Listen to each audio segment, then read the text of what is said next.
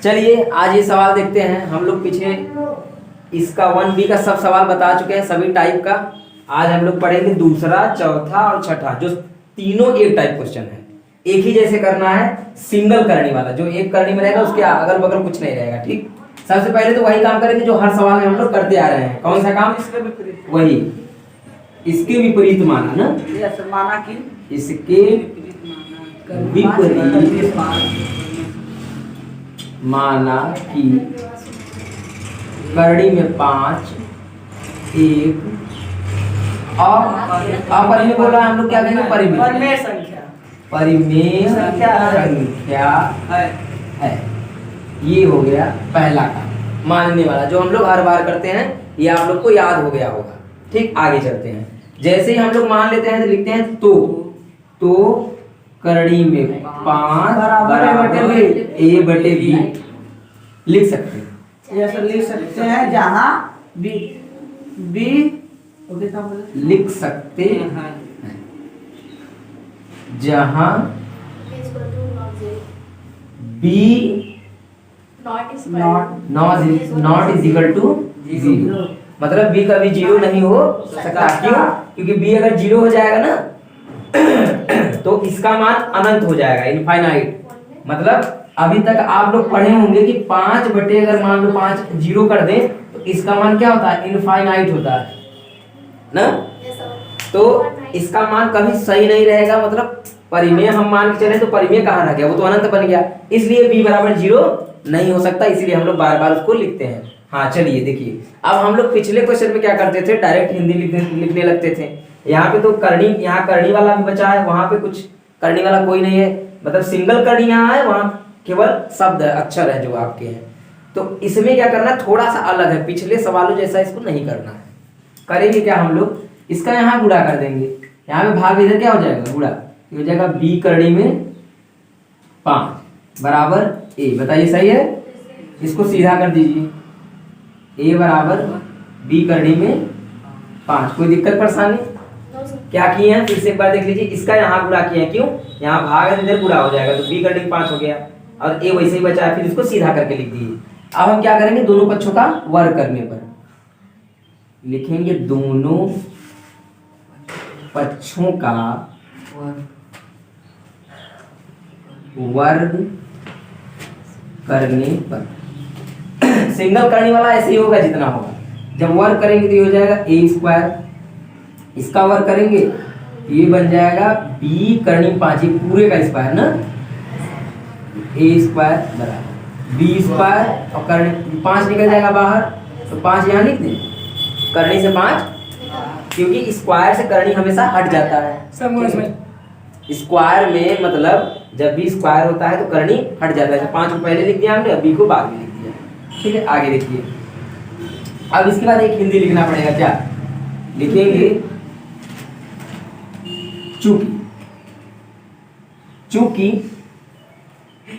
चूंकि A² 5 से विभाजित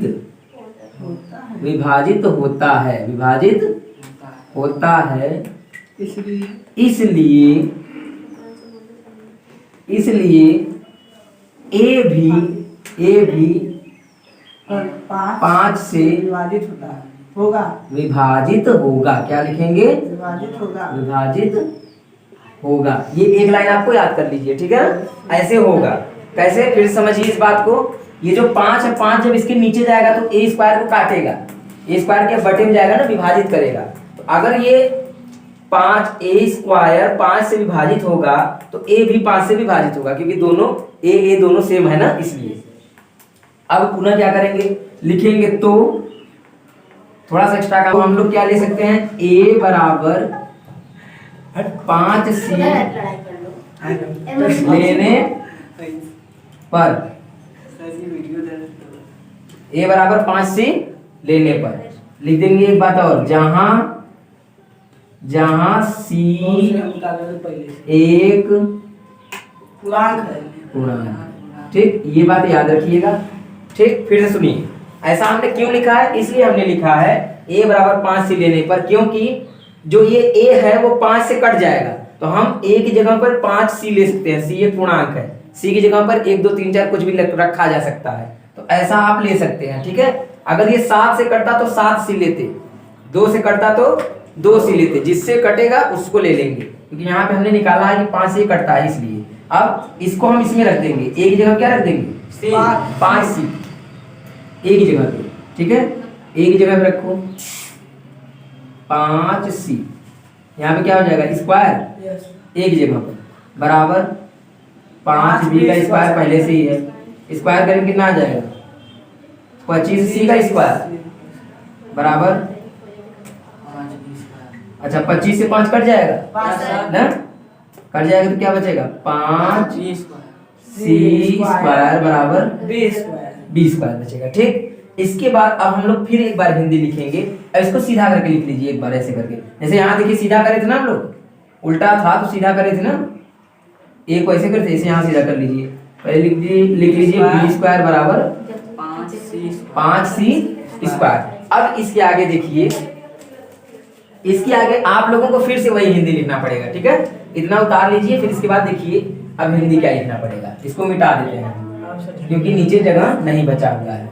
वीडियो में दिखाई दे रहा है, वीडियो में दिखाई दे रहा है नीचे वाला, चलिए देखिए अब क्या करेंगे। अब जैसे ये हिंदी नहीं लिखे हैं, यहाँ a स्क्वायर था, ध्यान समझना तो समझ में आ जाएगा, a स्क्वायर था ना, a स्क्वायर 5, तो अब क्या लिखेंगे b स्क्वायर। ठीक है ना, एकदम सेम हिंदी लिखना है आपको, कुछ चेंज नहीं करना है। तो लिखेंगे यहाँ पे चूंकि b स्क्वायर 5 से विभाजित होता है, b स्क्वायर 5 से विभाजित होता है, इसलिए b स्क्वायर b भी 5 से विभाजित होगा। ठीक है ना, यही लाइन देखिए, सेम लाइन है, कोई चेंजिंग नहीं है, एक ही जैसा लाइन, बस यहाँ पे ए है, वहां पे बी भी हमने कर दिया, बस काम खत्म। इसके बाद क्या करेंगे, लास्ट में आपको थोड़ा सा अब हिंदी और लिखना है, लास्ट में अतः, लास्ट में एक हिंदी लिखेंगे अतः करके ए तथा बी में कम से कम एक उभयनिष्ठ गुणनखंड, एक उभयनिष्ठ गुणनखंड का मतलब उभयनिष्ठ माने जो दोनों में है, 5, अरे मतलब ए में भी है, ए में भी 5 है, बी में भी 5 है, तो ए तथा बी में कम से कम एक उभयनिष्ठ गुणनखंड 5 है। ठीक है, 5 है, परंतु अब लिखेंगे इससे इस तथ्य का विरोधाभास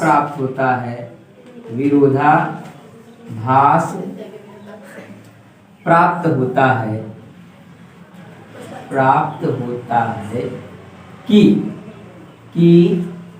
करणी में 5 एक अपरिमेय संख्या है, अपरिमेय संख्या हो गया है। ठीक, लास्ट में लिखेंगे अतः करणी में 5, अतः करणी में 5 एक अपरिमेय संख्या, एक अपरिमेय संख्या है। ये हो गया, थोड़ा सा हिंदी ज्यादा लिखना पड़ा, अब बड़ा क्वेश्चन है, कोई दिक्कत नहीं, कर लीजिए, 2 ठो है। अब पेपर में ऐसा बहुत कम पूछा जाता है कि एक सिंगल करनी वाला, ज्यादातर डबल करनी वाला आता है, और एक करनी के बाहर कुछ लिखा हो और एक करनी में हो, सिंगल केवल अकेले करने वाला बहुत कम पूछा जाता है। ठीक है, चलिए, और आप लोगों को देखिए दूसरा, चौथा और छठा एकदम सेम पूरा हिंदी यही उतारना है। जैसे करनी में 7 आ गया तो जहां जहां 5 लिखे सब जगह क्या हो जाएगा 7 हो जाएगा, एक ठो है ना करनी में 7, चौथा करनी में 7 है, तो आप हर जगह जहां जहां 5 लिखे हर जगह आप 7 कर दीजिएगा, हो जाएगा, कोई सोचने की जरूरत नहीं है, पूरा हिंदी ऐसे ही छाप लीजिएगा।